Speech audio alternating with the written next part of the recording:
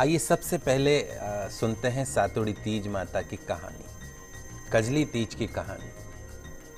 आप सब ध्यान से सुनते जाइएगा। तीज के दिन इस कहानी को आपको सुनना है।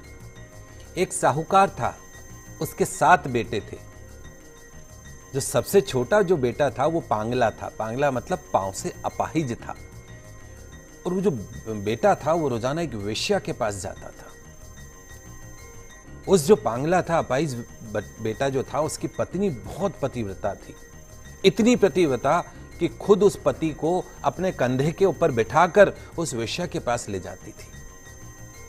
होगी ऐसी कोई पतिव्रता नारी जो खुद अपने पति को वेश्या के यहां पे छोड़ के आए।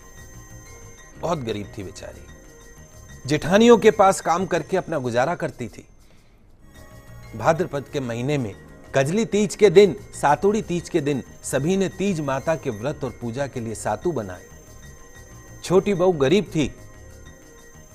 उसकी सास ने उसके लिए भी एक सातु का छोटा सा पिंडा बनाया। शाम को पूजा करके जैसे ही वो सातु पासने लगी, उसका पति बोला कि मुझे वेश्या के यहां पर छोड़ के आ। इतनी प्रतिव्रता कुछ नहीं बोली। हर दिन की तरह उस दिन भी वो अपने पति को अपने कंधे के ऊपर बैठाकर छोड़ने चली गई।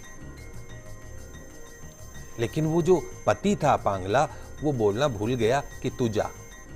अब जब पति ने कहा नहीं कि तू जा, तो वो बाहर ही बैठकर उसका इंतजार करने लगी। इतने में जोर से वर्षा आने लगी और बरसाती नदी में पानी ऊपर बढ़ने लगा, बहने लगा। कुछ देर बाद नदी में से एक आवाज आई। क्या आवाज आई? आव तारी जाव तारी दोना खोल के पी, पीऊ प्यारी होए। आव तारी जाव तारी दोना खोल के पी, पीऊ प्यारी होए। आवाज सुनकर उसने नदी की तरफ देखा तो दूध का एक दोना नदी में तैरता हुआ आता दिखाई दिया। उसने दोना उठाया और 7 बार उसे पीकर दोने के 4 टुकड़े किए और चारों दिशाओं में एक एक टुकड़ा फेंक दिया। उधर देखिए आप, तीज माता की कृपा से उस वेश्या ने अपना सारा धन उसके पति को वापस देकर सदा के लिए वो वहां से जाने के लिए कहकर चली गई। पति ने सारा धन लेकर घर आकर अपनी पत्नी को आवाज दी कि दरवाजा खोल, तो उसकी पत्नी ने कहा कि मैं दरवाजा नहीं खोलूंगी। तब उसने कहा कि अब मैं वापस कभी नहीं जाऊंगा, दोनों मिलकर सातु बनाएंगे।